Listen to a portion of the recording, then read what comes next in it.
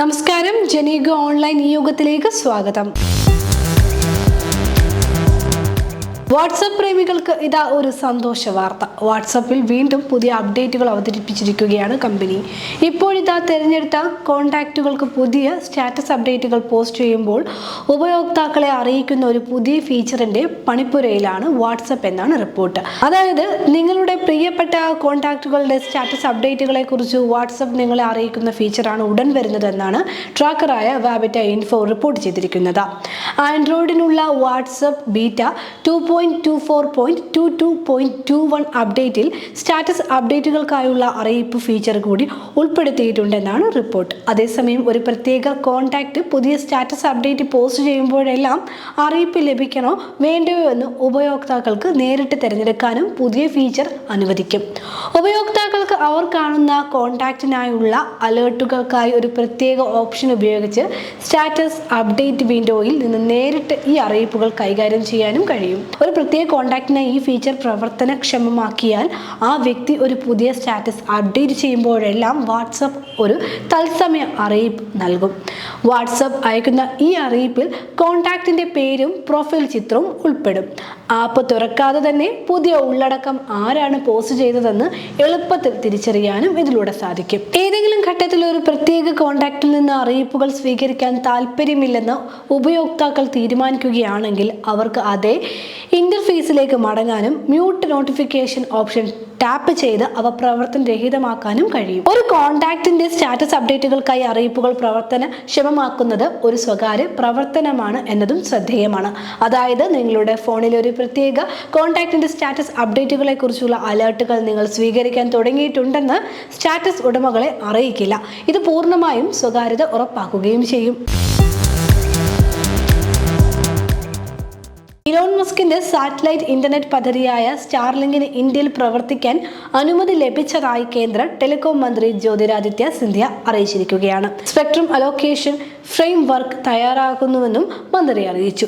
സ്റ്റാർലിങ്കിന് പുറമെ ഭാരതി ഗ്രൂപ്പിന്റെ പിന്തുണയോടെ പ്രവർത്തിക്കുന്ന യൂടെൽസാറ്റ്, വൺവെബ്, ജിയോ, SES എന്നിവയും സാറ്റലൈറ്റ് കമ്മ്യൂണിക്കേഷൻ ആരംഭിക്കാനുള്ള സ്പെക്ട്രം അലോക്കേഷനായുള്ള കാത്തിരിപ്പിലാണെന്നാണ് റിപ്പോർട്ട്.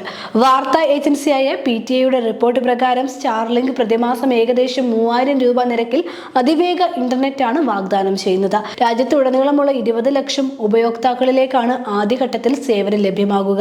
പരമ്പരാഗത ബ്രോഡ്ബാൻഡ് നെറ്റ്വർക്കുകൾ മോശമായതോ നിലവിലില്ലാത്തതോ ആയ വിദൂര ഗ്രാമപ്രദേശങ്ങൾക്കുള്ള കണക്ടിവിറ്റി പരിഹാരമായാണ് റോൾ ഔട്ട് സ്ഥാപിക്കുന്നത്. ഇന്ത്യയിൽ ഇന്റർനെറ്റ് വേഗത 25 Mbps മുതൽ 220 Mbps വരെയാകുമെന്നാണ് പ്രതീക്ഷ. അതേസമയം സ്റ്റാർലിങ്ക് ഇന്ത്യയിൽ സേവനം തുടങ്ങുന്ന തീയതി ഔദ്യോഗികമായി ഇതുവരെ പ്രഖ്യാപിച്ചിട്ടില്ലെങ്കിലും 2025 അവസാനത്തോടെയാകുമെന്നാണ് റിപ്പോർട്ടുകൾ സൂചിപ്പിക്കുന്നത്. എന്നാൽ പ്രീ ഓർഡറുകൾ ഉടൻ ആരംഭിച്ചേക്കാം.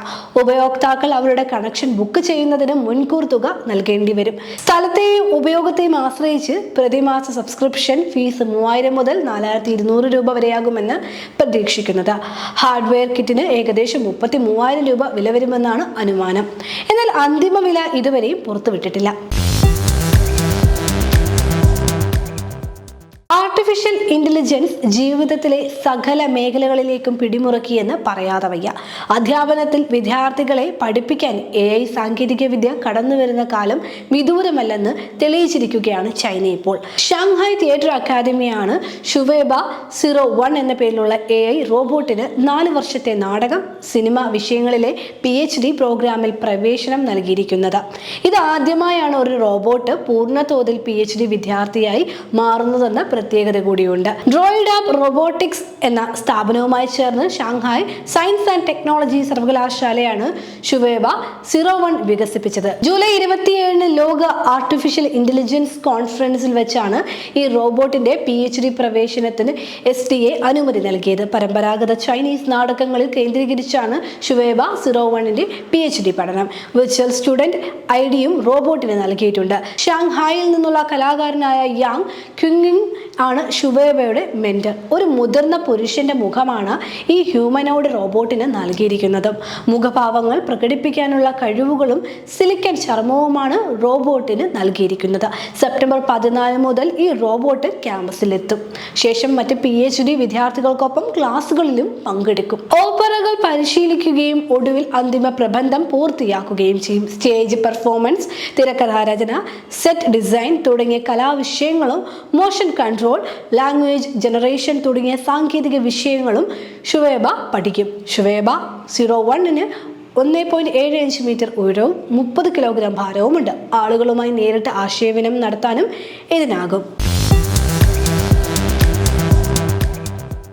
ടെക്നോളജി രംഗത്തെ പുത്തൻ വാർത്തകളും വിശേഷങ്ങളുമായി ജനയുഗ ഓൺലൈൻ യുഗത്തിന്റെ മറ്റൊരു എപ്പിസോഡിൽ കാണും വരെ നമസ്കാരം.